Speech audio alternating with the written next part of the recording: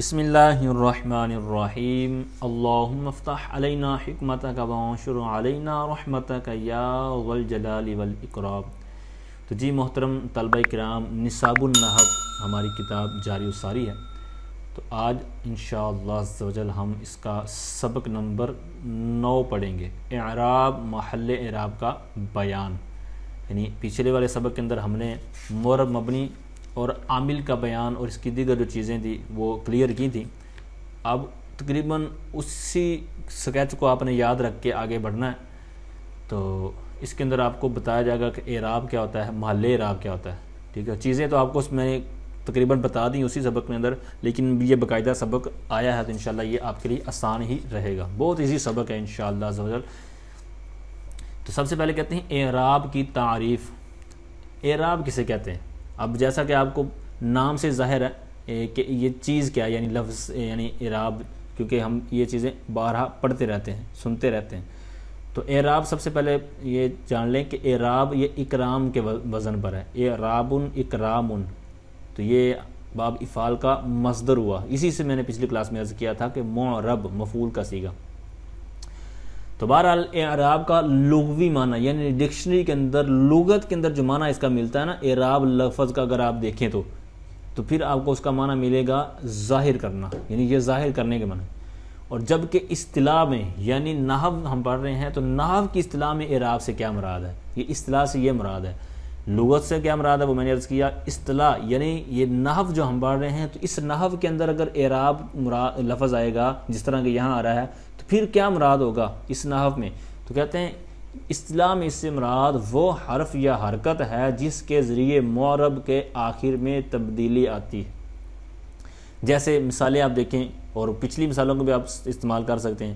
جیسے یہ کہتے ہیں افشا زید سری، سر کہتے ہیں راز کو، یا ضمیر آگے لگائی ہے اضافت کی متکلم کی۔ تو زید نے افشا کر دیا یعنی راز کو فاش کر دیا، ظاہر کر دیا۔ کس کے راز کو؟ سری، میرے راز کو۔ تو اب اس مثال میں جو ہم نے غور کرنا ہے وہ آگے بیان کریں گے بریکٹ کے اندر۔ اسی طرح دو مثالیں اور سن لیں۔ یہ فاعل کی مطلب مثال تھی، زید یہاں فاعل بن رہا تھا، آگے مفعول بھی چاہیے ہمیں، یعنی مفعول والی مثال بھی اور اسی طرح جار والی مثال بھی، تاکہ ایک پورا جو ترتیب ہے تین مثالوں کی وہ کلیئر ہو جائے۔ تو لقیت زیدن، میں زید کو ملا، نظرت الی زید، میں نے زید کی طرف نظر کی، توجہ کی، اس طرح کے معنی اس کے کر سکتے ہیں۔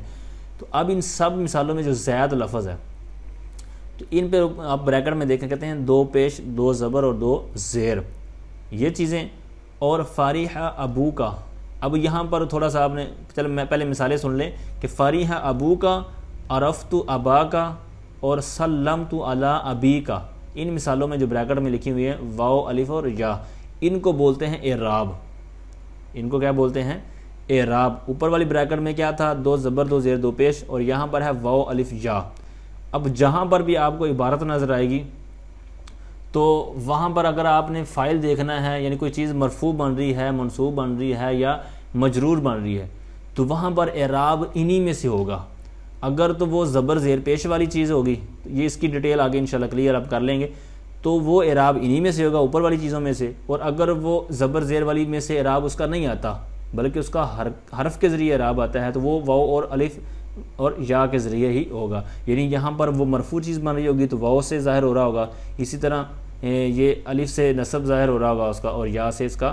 یہ اگلا جو سبق ہمارا آ رہا ہے اس کے اندر یہ ساری چیزیں کلیئر کی جائیں گی کہ یہ اعراب کی قسمیں کیسی کیسی ہوتی ہیں، کس کے لیے کس طرح کا اعراب ہوتا ہے۔ یعنی کوئی چیز فاعل بن رہی ہے یعنی مرفوع حالت میں ہے تو اس کا اعراب کس طرح آئے گا، منصوب ہے تو کس طرح آئے گا، مجرور ہے یعنی کسی کے اوپر کسرہ آنا ہے تو کس طرح آئے گا۔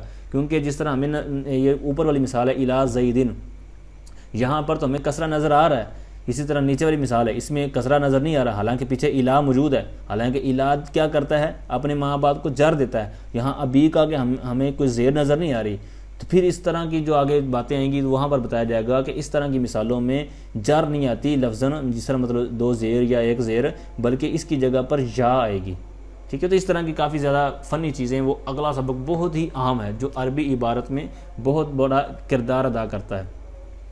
تو بہرحال ان مثالوں میں اعراب کے تحت اعراب کی جو تعریف ہے اس کے تحت آپ نے کچھ چیزیں جو پڑھی ہیں تو ان میں سے جو آپ نے یاد رکھنا تھا وہ میں نے بریکٹ والی چیزوں کے تحت عرض کر دیا۔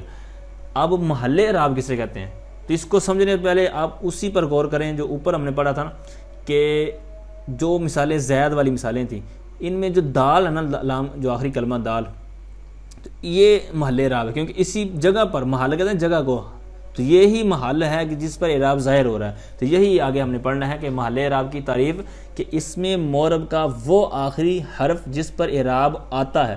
اب جس طرح میں نے پہلی مثال میں عرض کیا کہ زیدن یہ معرب ہے تو یہی انہوں نے کہا کہ اس میں معرب کا وہ آخری حرف جس پر اعراب آتا ہے۔ تو زیدن ہم نے معرب کہا تھا، معمول بھی کہا تھا، وہ الگ بات ہے، تو معرب تھا، اس کا آخری تھا دال، تو اس پر اعراب ظاہر ہو رہا تھا، کبھی دو پیش آ رہی تھی، کبھی دو زبریں آ رہی تھی، کبھی دو زیریں آ رہی تھی۔ اسی طرح نیچے والی مثالیں لے لیں گے تو اس کا بھی یہی معاملہ ہوگا۔ تو اس میں معرب کا وہ آخری حرف جس پر اعراب آتا ہے، جیسے ناجح زید فی الامتحان، زید کامیاب ہو گیا امتحان میں، زید امتحان میں کامیاب ہو گیا، تو یہاں پر کہتے ہیں زیدن کی جو دال ہے تو یہاں پر یہ محل اعراب ہے، کیونکہ زیدن کا اعراب اسی پر ظاہر ہو رہا ہے، یعنی زیدن فاعل بن رہا ہے ناجح کا، یعنی زید کامیاب ہوا، تو کامیاب کون ہوا؟ زید، تو زید فاعل بن رہا ہے، تو اب اس کا جو دال کلمہ ہے یعنی لام کلمہ جو دال ہے اسی پر اعراب ظاہر ہو رہا ہے، تو اسی کو محل اعراب کہتے ہیں۔ تو یہ جتنی بھی مثالیں اس سبق کے اندر پچھلے سبق کے اندر پڑھی تھی تو کوشش کریں میرا مشورہ مانیں، تو جو اس سبق کی باتیں ہیں اس سب مثالوں کو آپ نے ان پر امپلیمنٹ کرنا ہے، اور جو پچھلے سبق کی باتیں تھیں تو آج والی بھی مثالیں لے رہے ہیں، تو یہ سارا آپس میں آپ ایک دفعہ ان پر پریکٹیکل کریں گے تو انشاءاللہ آپ کو یہ بہت زیادہ فائدہ دیں گی۔ آگے آئیے کہ اعراب کی قسمیں، جس طرح کہ ہم نے اوپر بھی مثالیں پڑھی ہیں تو اس سے بھی آپ کو بخوبی اندازہ ہو گیا کہ اعراب کبھی کس طرح آتا ہے کبھی کس طرح آتا ہے۔ تو کہتے ہیں اعراب کی دو قسمیں ہیں، اعراب بالحرکت، اعراب بالحرف۔ اعراب بالحرکت کسے کہتے ہیں؟ حرکت کا آپ کو پتہ ہے کہ زبر زیر پیش کو، دو زبر دو زیر پیش کو، ان کو حرکت کہتے ہیں، اور حرف تو یہ حرف جو ہم حروف پڑھتے ہیں تو یہ ان کو حروف کہتے ہیں، یعنی الف با تا، تو یہ حروف ہوتے ہیں، تو حروف کے ذریعے جو اعراب آتا ہے وہ مخصوص الفاظ ہیں۔ کہتے ہیں پہلی تعریف کے تحت کہتے ہیں اعراب بالحرکت کی تعریف وہ اعراب جو زبر زیر پیش، دو زبر دو زیر دو پیش کی صورت میں ہو، جس طرح کہ اوپر والی مثالوں میں آپ نے غور کرنا ہے، اور ادھر جو انہوں نے مثالیں علیحدہ مزید دی ہیں کہ جاء الرجل، رأیت الرجل، نظرت الی الرجل، جاء زید، اسی طرح آگے مثالیں۔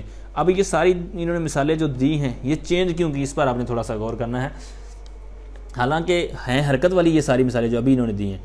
تو اب چونکہ انہوں نے اوپر کیا کہا تھا کہ وہ اعراب جو زبر زیر پیش، یعنی یہاں پر ایک زبر ایک زیر اور ایک پیش کی بات کر رہے ہیں، اور یا سے دو زبر دو زیر دو پیش کی بات کر رہے ہیں، تو چونکہ دو باتیں ہوئی تھی، ایک زبر ایک یعنی ایک چیز کے تحت اور دو چیزوں کے تحت، تو اس لیے مثالیں بھی انہوں نے اسی طرح پیش کی ہیں، جاء الرجل، اور اسی طرح یہ دو مثالیں آگے والی، تو ان پر ایک ہی چیز ہے، یعنی ایک پیش ایک زبر اور ایک زیر، اور آگے والی جو مثالیں ہیں ان میں دونوں چیزیں ہیں۔ اب یہ کیوں ہے؟ اس میں نے پچھلی کلاس میں بھی ایک دفعہ عرض کیا تھا کہ تنوین اور الف لام یہ اکٹھے نہیں ہو سکتے، جس طرح یہاں پر ہے راجلن، آگے والی مثال ہے زیدن، اب اگر اس پر بھی اگر ہم لگا دیں نا الزید تو پھر اس پر بھی تنوین نہیں آئے گی، تو یہی مقصد ہے کہ الرجل اس میں الف لام ہے تو اس لیے اس پر تنوین نہیں آ سکتی، اور جس پر تنوین ہے جس طرح جاء زیدن تو اس پر الف لام نہیں آ سکتا، ایک چیز ایک وقت میں آئے گی۔ تو یہاں پر آپ نے یہی غور کیا جس کی وجہ سے یہ ساری مثالیں آپ کے سامنے ہیں کہ 6 مثالیں کیوں دی ہیں، ٹھیک ہے۔ تو ایک پہلی 3 مثالیں دی ہیں ایک حرکت کے تحت، دوسری ہیں دو حرکت کے تحت، ٹھیک ہے۔ تو جاء الرجل، رأیت الرجل اور نظرت الی الرجل، یہاں پر الی الرجل کی وجہ سے۔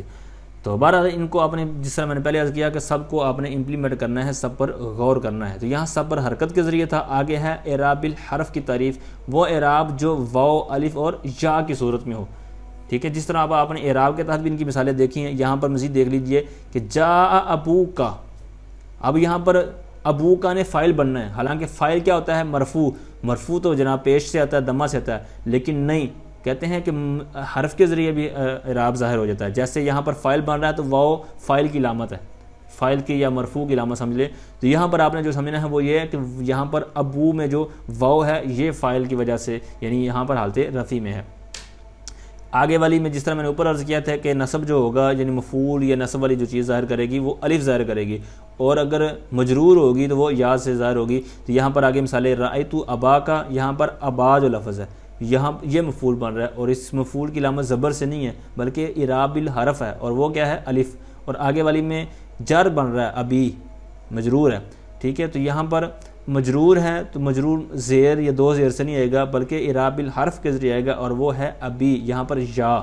ٹھیک ہے، الا ابی کا. آگے آئیے معرب کلمات کے اعراب کے نام، یعنی جی پیچھے جو ہم نے چیزیں پڑھی نا، جس طرح مثال کے طور جاء زیدن، اب زیدن کا ہم نے معرب بنایا تھا، تو اب اس کے اوپر جو اعراب آ رہا ہے اس کو کیا نام دیں گے. اسی طرح مثال پڑھی تھی صام ہؤلاء، تو ہؤلاء کے اوپر جو اعراب یعنی سامہ کا فاعل بن رہا ہے. اسی طرح اور مبنی جو کلمات ہوتے ہیں تو ان کا اعراب کو کیا نام دیں گے.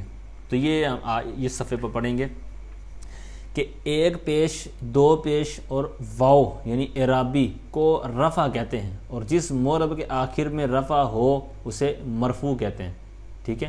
نمبر 2 کہتے ہیں ایک زبر، دو زبر اور الف کو نصب کہتے ہیں، جس معرب کے آخر میں نصب ہو اسے منصوب کہتے ہیں. ٹھیک ہے، یعنی پیش اور دو پیش اور واو والی چیزوں کا آپ نے یاد رکھنا ہے کہ یہ رفع کے لیے ہوتی ہیں اور اس کو مرفوع کہتے ہیں. آگے والی جو چیزیں ہیں یہ نصب کے لیے ہوتی ہیں اور یہ منصوب، مطلب جس کے اوپر ہوں اس کو منصوب کہتے ہیں. اور آگے ایک زیر، دو زیر یا جس طرح پیچھے والے صفحے پر آپ کلیئر کر چکے ہیں، تو جس کے آخر میں جر ہو اسے مجرور کہتے ہیں. ٹھیک ہے، اور حرکت نہ ہونے کو جزم کہتے ہیں، یعنی زبر بھی نہیں ہے، زیر بھی نہیں ہے، پیش بھی نہیں ہے. اسی طرح دیگر جو اوپر چیزیں ہوئی ہیں ابھی گنوائی ہیں، تو یہ ساری چیزیں نہ ہوں تو پھر کیا ہو تو جزم کہتے ہیں، اور جس معرب پر جزم ہو اسے مجزوم کہتے ہیں. ٹھیک ہے، بالکل سمپل چیزیں ہیں، یہ آسانی سے کلیئر ہو جائیں گی. آگے مبنی کلمات کے حرکات کے نام، پیش کو دم یعنی دمہ، اور جس مبنی پر دم ہو اسے مبنی پر دم یا مبنی علی الدم کہتے ہیں. جیسے اما بعد میں دال کا پیش دم اور بعد مبنی علی الدم ہے. ٹھیک ہے، اب ان ساری چیزوں کو آپ نے بس کلیئر کر دیتے رہے نا، اتنا اس کے اوپر آپ نے ٹائم لگانا نہیں ہے. ٹھیک ہے، یہ ساری چیزیں اسی طرح اگلے صفحے پر جو آ رہی ہیں یہ یاد آپ کو نہ بھی ہوں تو کوئی اتنا مسئلہ نہیں ہے، لیکن پھر بھی اگر ہوں کیونکہ اپنے فن آگے پڑھنا ہے تو یہ آپ کو چیزیں فائدہ دیں گی. ٹھیک ہے، تو ان کو آپ نے کلیئر کرنے کی کوشش کرنی ہے. نمبر 2 کہتے ہیں زبر کو فتح، جس مبنی پر فتح ہو اسے مبنی بر فتح یا مبنی علی الفتح کہتے ہیں. جیسے انا میں نون کا زبر فتح اور انا مبنی علی الفتح ہے. اور نمبر 3 کہتے ہیں زیر کو کسر، اور جس مبنی پر کسر ہو اس سے مبنی بر کسر یا مبنی علی الکسر کہتے ہیں. جیسے امسی میں سین کا زیر کسر اور امسی مبنی علی الکسر ہے. نمبر 4 حرکت نہ ہونے کو سکون، اور جس مبنی پر سکون ہو، یعنی جس اوپر ہم نے جزم پڑھا تھا مبنی اعراب یا معرب کے تحت، یہاں پر اس کا عکس ہے، چیزیں وہی ہیں. جس حرکت نہ ہونے کو سکون، اور جس مبنی پر سکون ہو اس سے مبنی بر سکون یا مبنی علی السکون کہتے ہیں. جیسے اذا مبنی بر سکون ہے. ٹھیک ہے، آگے تنبیہ کے طور پر بھی چند چیزیں بیان کر رہے ہیں کہ دمہ، فتحہ اور کسرہ کا اطلاق عموماً مبنی کلمات کی حرکات پر ہوتا ہے، لیکن قلیل طور پر یعنی کم ہوتا ہے. ان کا اطلاق معرب کلمات کے اعراب پر بھی کیا جاتا ہے. اب یہاں اسی کو پڑھ کے ہم گھوم گئے نا کہ یہ اس کے لیے بھی ہے تو اس کے لیے بھی ہے، تو کیا کریں. تو وہی میں نے پہلے عرض کیا کہ ان سب کو یاد کر لیں، لیکن ایسا نہ سمجھیں کہ بس یہی سب کچھ ہے، اس کو بس ہو جائے تو بہت اچھی بات ہے. تو آگے کہتے ہیں کہ یعنی رفع، نصب اور جر حرکات اور حروف اعرابیہ کے ساتھ خاص ہے، اور دم، فتح اور کسر یعنی پیچھے صفحے پر جو نیچے والی چیزیں پڑھی تھیں، یہ جو کسر ہیں کہتے ہیں حرکات بنائیہ کے ساتھ خاص ہے، یعنی مبنی کے ساتھ خاص ہے. نمبر 2 کہتے ہیں کہ معرب یا مبنی کلمے کے ابتدائی یا درمیانی حرف کے زبر، زیر اور پیش کو دم، فتح اور کسر کہا جاتا ہے، اور خود اس حرف کو مدموم، مفتوح اور مکسور کہتے ہیں. لفظاً ظاہر ہونے یا نہ ہونے کے اعتبار سے اعراب کی اقسام. تو اب یہاں پر آپ کو پتہ چلے گا کہ بعض چیزیں مطلب عامل پیچھے بدل رہا ہے اور اعراب تو بدلنا چاہیے تھا لیکن بدل کیوں نہیں رہا. تو یہاں سے پتہ چلے گا کہ بھائی کیوں نہیں بدل رہا، کیونکہ اس کا بدلنا ظاہری طور پر ہوتا ہی نہیں ہے، وہ اندر اندر کام چل رہا ہوتا ہے. تو کہتے ہیں اس اعتبار سے اعراب کی 2 قسمیں ہیں، لفظی یا تقدیری. لفظی تو ظاہر ہے کہ جس طرح ہم نے پیچھے مثالیں پڑھی ہیں کہ زیدن، تو اس کا لفظی آتا ہے کیونکہ زیدن ہو رہا ہے، زیدن ہو رہا ہے، زیدین ہو رہا ہے. تو یہی آگے ہم پڑھنے والے ہیں۔ وہ اعراب نمبر 1 اعراب لفظی کی تعریف، وہ اعراب جو لفظوں میں ظاہر ہو، جیسے رابحہ زید فی تجارتہ میں زید پر آنے والا اعراب لفظی ہے۔ اب یہ مثال سے ہٹ کر پیچھے والی جو مثالوں کی طرف میں نے اشارہ کیا نا وہ بھی آپ لے سکتے ہیں۔ زیدان والی مثال، زیدون والی مثال، زیدین والی مثال، کہ ان سب میں اعراب زید کا ظاہر ہو رہا ہے، نظر آ رہا ہے کہ جیسے جیسے عامل بدلتا ہے آگے اعراب بھی بدلتا چلا جا رہا ہے، ٹھیک ہے، تو یہ اعراب لفظی ہے۔ اور دوسری مثال کہ اعراب بدلنا چاہیے تھا کیونکہ عامل بدل رہا ہے بھی معرب، لیکن کیوں نہیں بدل رہا، جس وجہ سے نہیں بدل رہا، کہتے ہیں وہ اعراب تقدیری، کہ وہ اعراب جو لفظوں میں ظاہر نہ ہو، یعنی بدل تو رہا ہے لیکن وہ تقدیری طور پر ہے، یعنی چھپے ہوئے ہے، نظر نہیں آ رہا، جیسے کلم اللہ موسیٰ۔